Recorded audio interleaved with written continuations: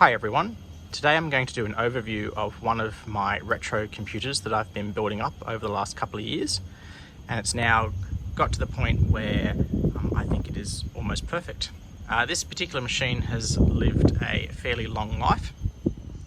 I believe originally a 486, then later upgraded to a socket 5 Pentium 90, and now, which is what I'll show you today, it has reached its final form.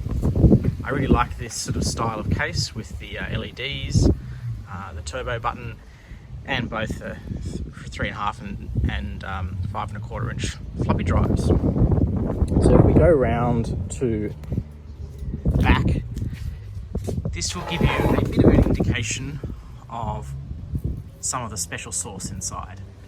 So as you can see here, we've got an adapter to convert it to a PS2 keyboard. We have USB, we've got PS2 for the mouse, we've got serial. This here, for those who are familiar, is a 3DFX video card. We've got a network adapter, we've got a video card, and we've got a sound card. So, let's take a look inside. Okay, so we've got the case off. Now let's take a look inside. So we have here, it's a Sound Blaster 32. I actually believe it runs the same chip as an ATC-5030, but I need to have a look. This is definitely quite dusty. It does need a bit of a cleanup. But as you can see here, I've got a couple of SIM memory slots installed. The next card here, and I'll pull all these out shortly, is the Matrox Millennium II. This particular one's been upgraded to 8 meg. This has been a fantastic 2D card, so for playing things like StarCraft and various 2D games, it works really well.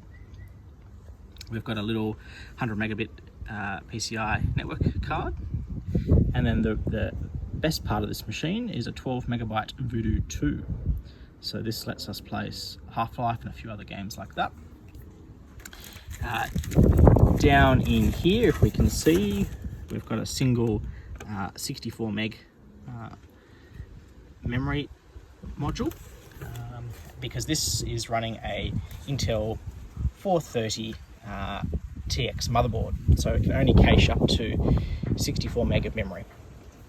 And then the CPU is a Pentium 200 MMX, one of the older style ceramic chips.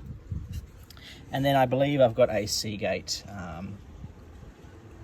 20 gigabyte hard drive, and CD-ROM drive, and 2 floppy drives. So yes, it's a pretty cool machine. So we'll do a tear down of this shortly, and then once we've done that, we'll power it up, and I'll go over some of the software I've got installed on it. So here we've taken out the majority of the cards and the CPU. As you can see here, the model number. This particular motherboard, although a fairly basic TX motherboard, has the 512K of L2 cache, and has been very reliable. It has lots of power options. The front side bus can go up to 83 megahertz, but I'm only using that on 66. And it's got both 72 and 168 pin memory slots, so that's nice. And it does have the USB 1 ports and the PS2 mouse, so it is quite a modern socket 7 motherboard. And as you can see here, the Pentium 200 MMX,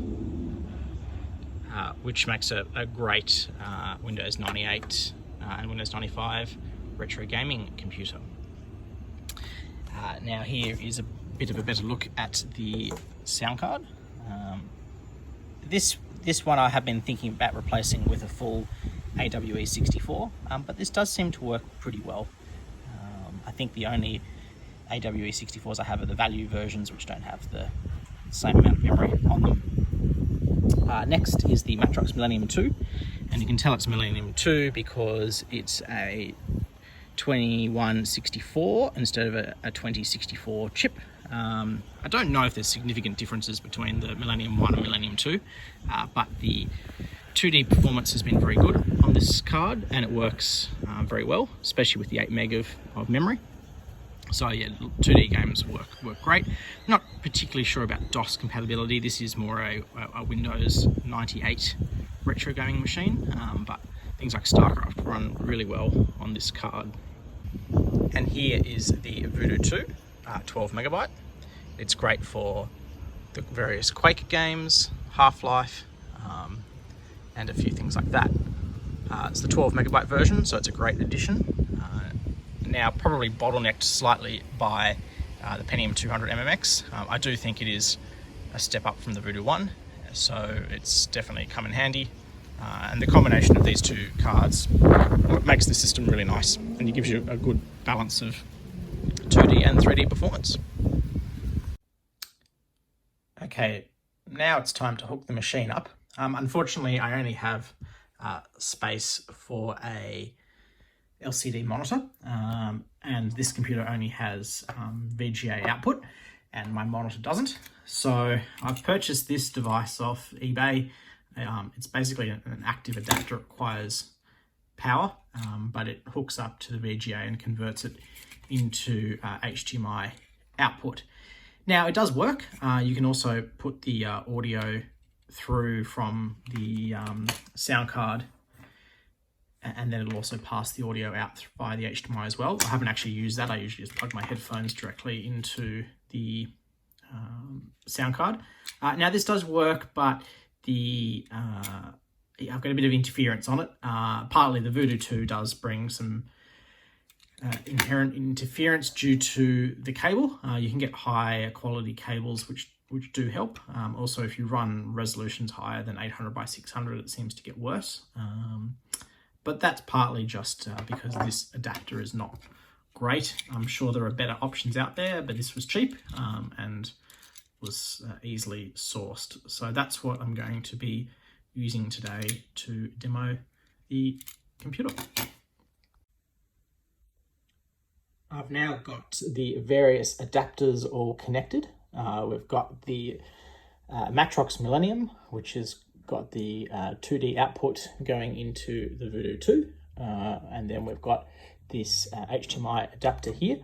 The sound from the Sound Blaster output is going into here, and then I've got my adapter here for the PS2 mouse. So now we're ready to hook it up. While I was hooking it up though, I found one of my various Raspberry Pis, and I just thought it was pretty funny that this Raspberry Pi has 512 meg of RAM and a 16 gig SD card with I think it's an 800 megahertz CPU.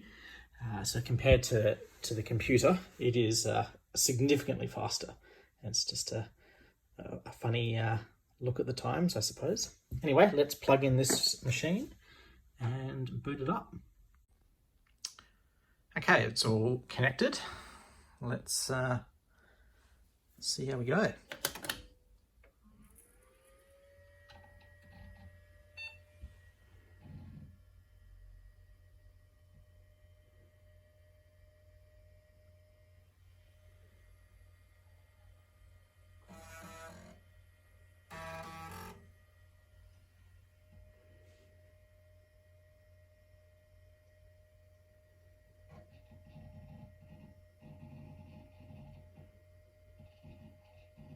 So as you can see here, this is the interference that I get with this adapter. But otherwise, this computer is pretty quick for what it is. As you can see, we're already into Windows.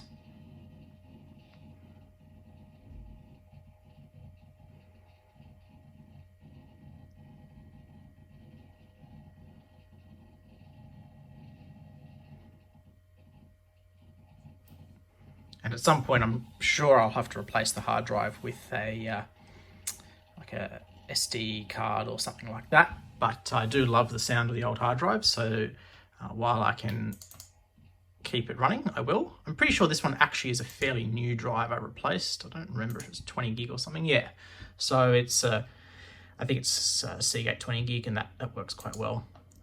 So I've got quite a few games installed.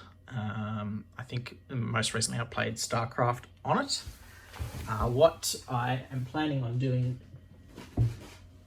today is installing Commandos. I've actually got a Pentium 3 retro computer that I've been playing most of the games on lately. I've been doing a bunch of Tiberian Sun. I purchased the Command & Conquer Remastered, but that got me into Tiberian Sun, which I never played. It's really fun, but that's probably pushing this machine a bit. So I've got a P3 for that. So I might just quickly show you Quake 2. Let's just check that everything is running. Yeah, so we've got our Voodoo 2. Excellent. And I've got drivers on Vogon's wiki website that you can download. I will put a link in the description. But this is a 12 megabyte Voodoo 2, so it always shows your frame buffer and then your texture memory. And this is where some people do get confused. When you SLI them, the texture memory has to get duplicated across both machines, so you don't actually both cards, so you don't actually get more texture memory. And this is where a Voodoo 3 with 16 meg actually can perform quite a lot faster in newer games that have higher textures.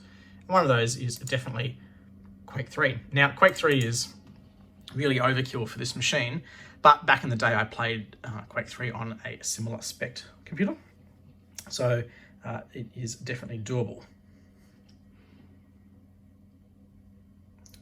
So I will check the settings before we start. 800 by 600 is probably pushing it, but really it's going to be more the CPU as the bottleneck, not the video card. So let's leave it at that settings and do a quick time demo. Oops, if I can spell.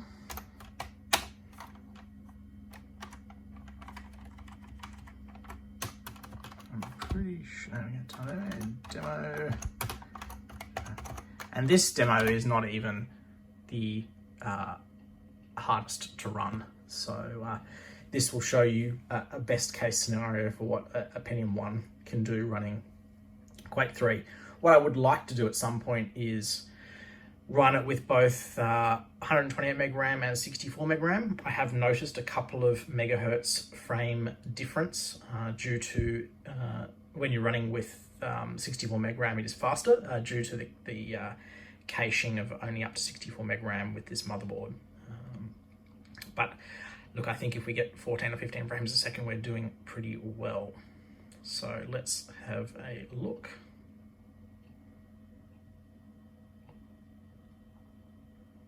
Yeah, so most people would say not playable, but I definitely would have played this when I was a kid back in the day, and probably lost very, very badly. So yeah, you want a faster machine for this, but I always loved pushing retro computers to the limit. So, you know, why not? And yes, at some point I do need to change the display to have the right megahertz, but just shows the 90 megahertz for now. So this will take a sec. I might fast forward through this.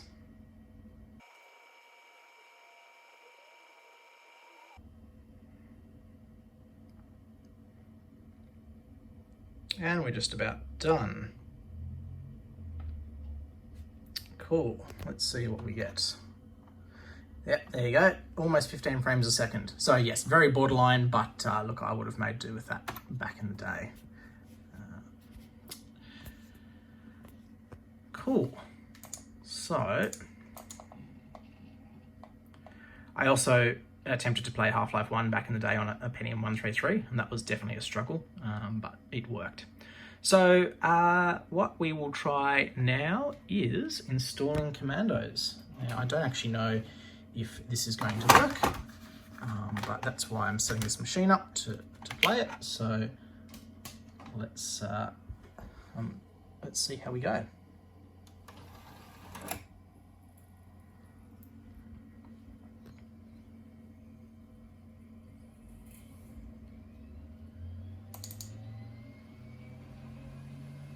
Oh, it's looking promising.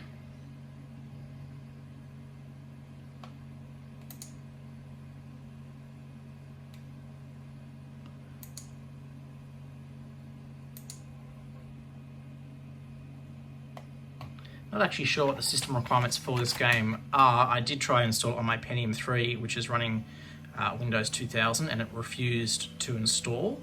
I didn't really look too much into it. There may be a fix, and maybe even Windows XP with compatibility mode may solve it, but on Windows 2000 it didn't work. So that's why I'm hooking this computer up to play it. I'm not actually sure what the system requirements of this are, but probably a low-level Pentium 1, I would assume.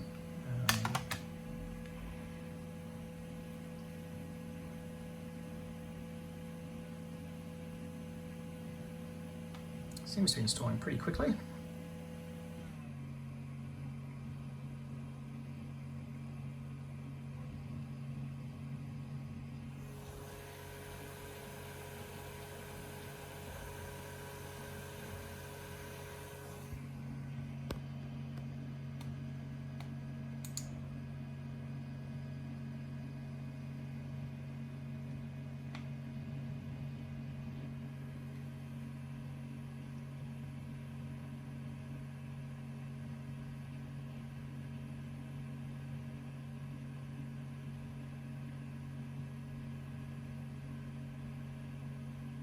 Now, I only played this game briefly when I was young. I was over at a friend's place and we played it. So I found a cheap copy on eBay. So definitely wanted to give it a shot because it's been a long time.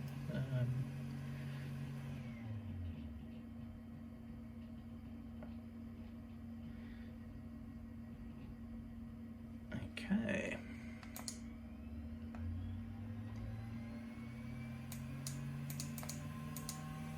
DirectX 5, probably don't need that, but we should do it just in case. So this will actually, I believe it's a 2D game, so this will actually run off the Matrox Millennium. And I'll probably, well, look, if it works, great. Otherwise, if it doesn't, I will show you another game, another 2D game. But the Matrox Millennium has been great for 2D stuff.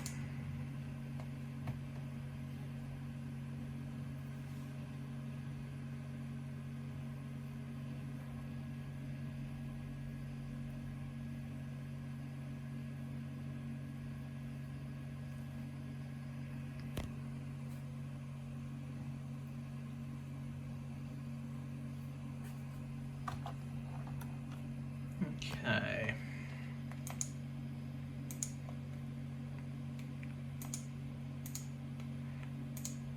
Let's try the maximum resolution. Why not? Cool. I'll just do a quick game here.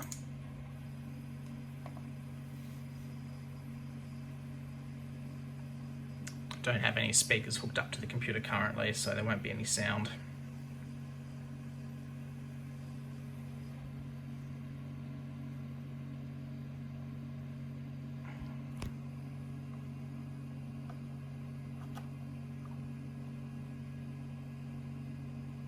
I'm expecting it to run well.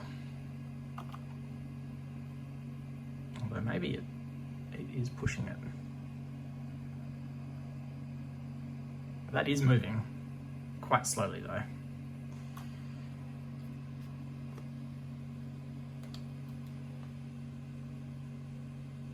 It's actually quite a good looking game for the age. This may actually be a video though, I'm actually not sure.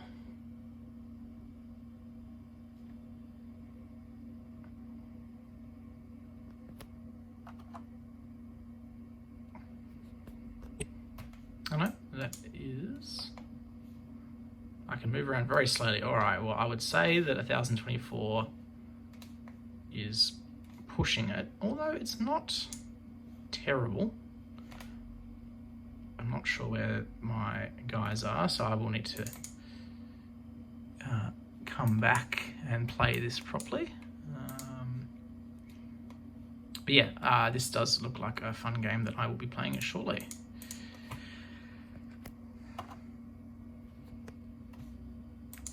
Cool. I think once I drop the resolution, that will work okay. I might do a bit of Googling to see if it does benefit from any different video adapters, although I suspect not. Yeah, StarCraft works quite well on here. What other games have I got on here? MechWarrior 2. Half-Life, it's really, you'd want a newer machine for Half-Life. Some Tribes worked quite well. Yeah. So no, it's been a really reliable machine, this one. Really easy to build up. So really very happy with it. Anyway, that's a quick overview of my Pentium 200 MMX. Hope you've enjoyed it. Thanks. Bye.